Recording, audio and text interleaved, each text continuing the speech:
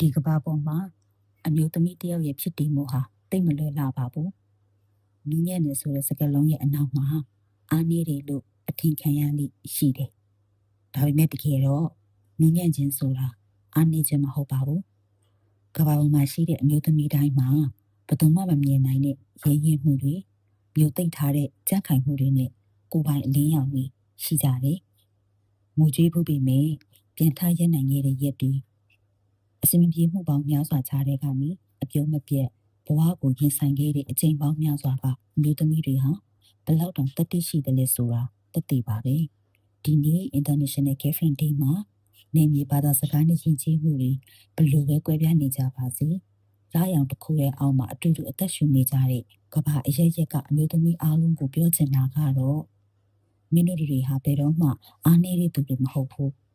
မင်းတို့ရဲ့နူးညံ့မှုမင်းတို့ရဲ့မေတ္တာတရားနဲ့စိတ်သက်ကြံ့ခိုင်မှုတွေကဒီကဘာကြီးကိုပိုပြီးလှပအောင်ဒီပဲရှိအောင်ဖန်တီးပေးထားတာပါကိုအလျှော့မပေးပဲဘဝကိုရဲရင်စွာရှောက်နှံနေကြတဲ့ကဘာအနှံ့ကအမျိုးသမီးတိုင်းမင်းတို့ဟာတိတ်ကိုတန်ဖိုးရှိရဲ့ကြီးကျူးဖို့လည်းကောင်းတယ်ချစ်ချင်းများစွာနဲ့လည်းထိုက်တန်ပါတယ် You are not weak just because you are gentle. You are strong in your own beautiful way.